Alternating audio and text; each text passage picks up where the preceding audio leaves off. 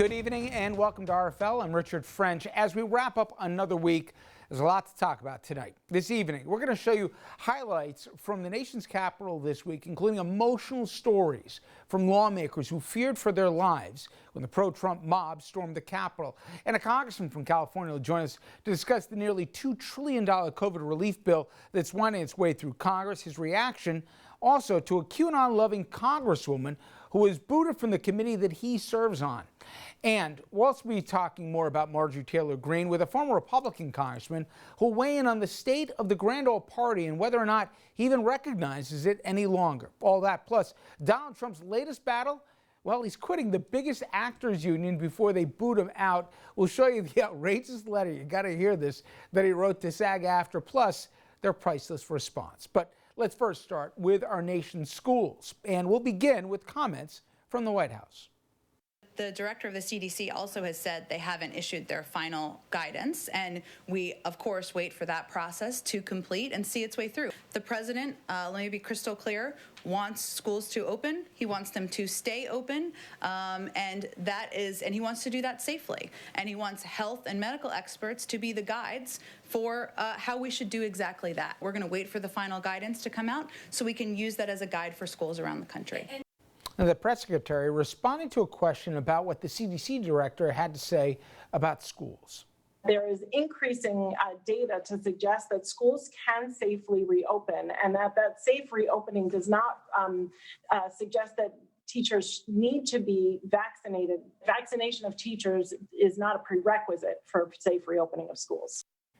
And as you can imagine, parents, they're clamoring to send their kids back to school. If it's really all about the kids, then we need to go back immediately. It shouldn't be this way.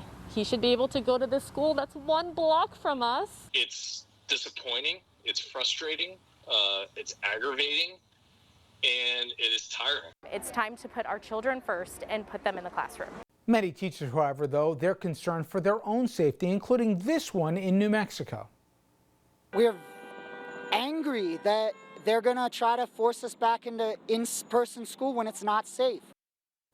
But many health experts, including this doctor who appeared on CNN, said the teachers can in fact get back into the classroom safely as long, and this is a key, precautions are taken.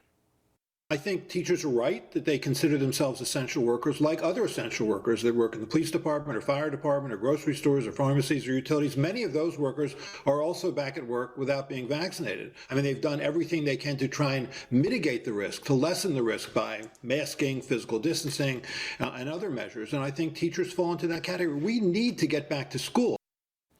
But many teachers, they do not feel safe getting back into the classroom, and their unions, they're supporting them. Now, Chicago's mayor is battling that city's union, saying the city has spent $100 million making schools safe, and it is time to return to class. But the union, they're threatening to strike. San Francisco, they sued its own school district, trying to force it to reopen. Mayor London Breed issuing a statement explaining the city's position, and I quote, "The data is clear. Black, Latino, and Asian students, especially low-income students, they've lost ground academically. This is hurting the mental health of our kids and our families and our teachers. They've done an incredible job of trying to support our kids through distance learning, but this isn't working for anyone, and we know we can do this safely." I want to bring in my first guest, who's perfect to discuss this, Becky Pringle. She's president of the National Education Association, the largest teachers union in America, with more than 2 million members. Thank you for the time, Becky. I appreciate it. And we have 3 million members. I'm glad we got the math there right. So you got a lot of members from a lot of different parts of, basically every part of this country, with a lot of concerns. But you heard what the head of the CDC said. You've heard from mayors from major cities in this country that have put in the filtration systems, that have created the distance learning, that are enforcing the mask wearing. I know it's not perfect, but should we get teachers back into the classrooms if the proper mitigations have been taken?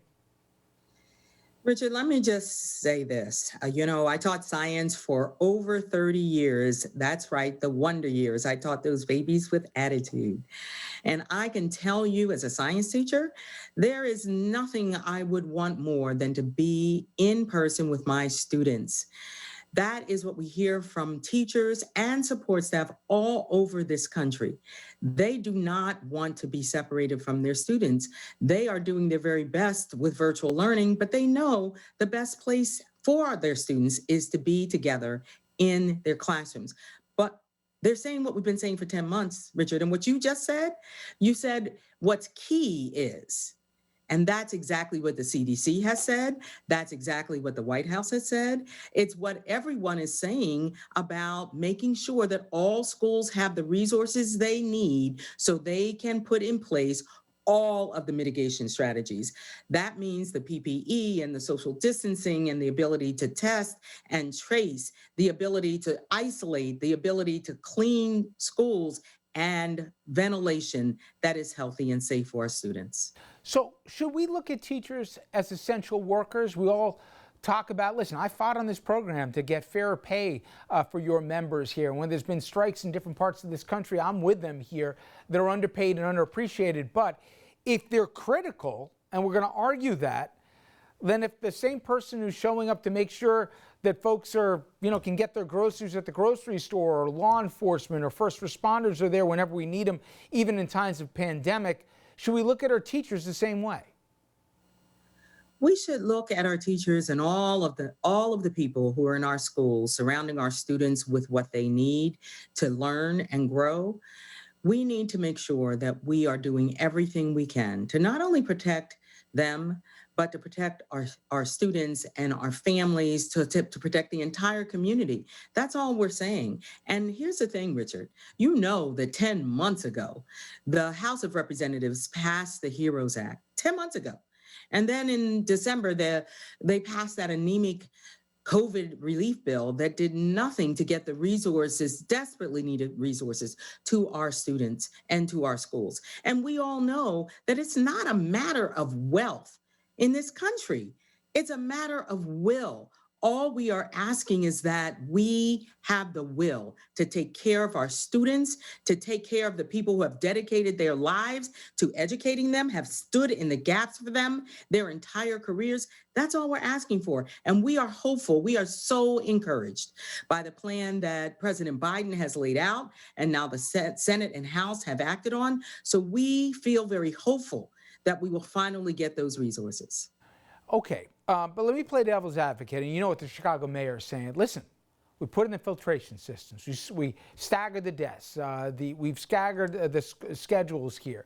We're mandating the masks. We've improved the testing system. We've done our part. Teachers come back to the classroom. And you got other parents saying, wait a minute. If I got to go back to work in certain things, why shouldn't teachers, if there's been a full faith effort on the part of the municipality, are there some teachers who just don't want to go back, and should they have to? I've talked to thousands of teachers all over this country, and they want to go back.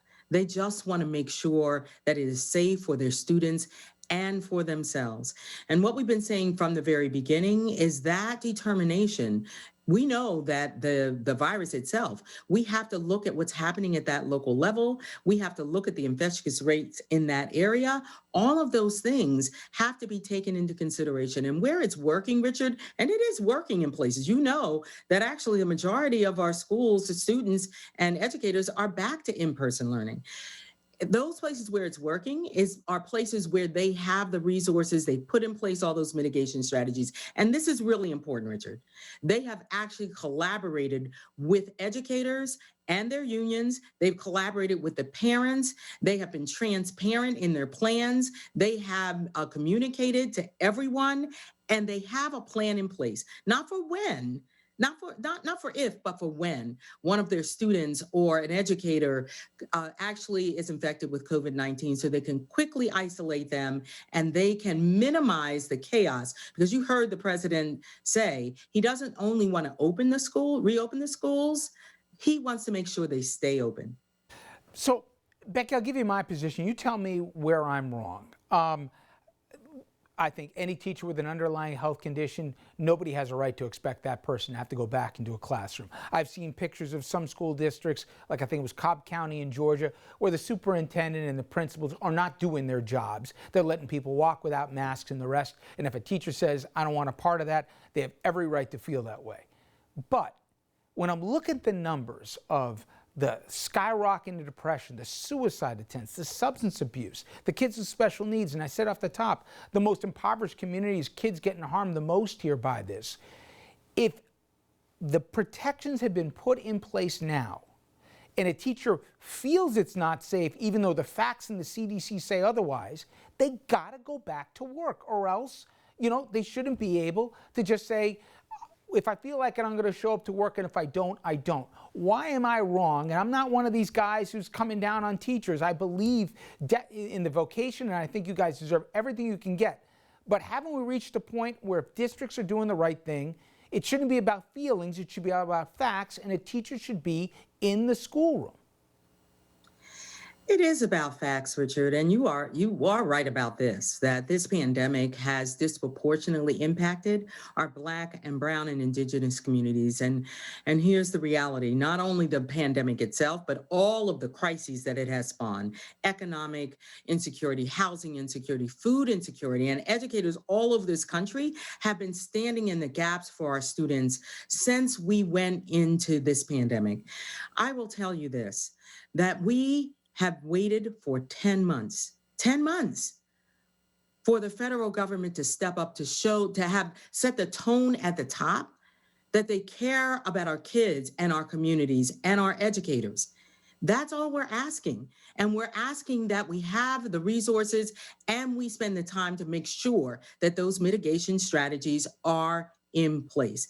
That's what we're asking. It's what our students deserve, and it's what our educators deserve as well. Okay, so here we are, February 5th, this 100-day moonshot that the president wants everybody back in school. If they get their act together and somebody says, yes, my district's done all the mitigation efforts, but you know what, Becky, I just don't feel comfortable going back to work. Do you say, come on, put on your big boy pants, big girl pants here, get back in front of the classroom? Or is this still going to be up to every individual to decide if they want to go back? Richard, I have not talked to any educator that said that. They've always been consistent, just like we have from the very beginning. If those mitigation strategies are in place and they stay in place, if they have the continuous resources they need so they can feel safe to go back, they feel safe about their students, then they already are going back. That's already happening in those places where they have taken those precautions. And so all we're asking is that the federal government step up and do its job. Richard, 10 months, that's a long time. And there's no question that there's a lack of trust that the federal government will do what they need to do for our educators and for our students. But we have a lot of hope, and we're so encouraged by President Biden and Vice President Harris, and our very own Dr. Jill Biden, who Richard, is an educator and an NEA member who is teaching virtually right now. We know that not only are they listening to the infectious disease experts, not only are they following the science, but they are asking educators what it is they need to do to not only return safely to in-person learning, but to stay in school and stop the chaotic in and out and all of those things that make for traumatic conditions for our students. We are concerned about their mental health. It's one of the reasons why we know we need that COVID package to address those mental health issues that our students are suffering, especially our students in Black and Brown and Indigenous communities. So we are doing everything we can to stand in those gaps right now virtually, but also when we get those resources to return to in-person learning. I'm coming to this from a perspective like I'm sure a lot of my audience. I got kids in school, and the teachers are trying, but the at-home stuff just ain't working, to an educator, I should say, is not working, Becky. And I do think, by the way, if you guys are going to be called essential workers, you guys should be at the front of the line also to get the vaccines. I know some states are doing it. I think all 50 should as well. All right, let's hope we get this thing right here, Becky, and sooner than later. I appreciate the time. Thank you. Thank you, Richard.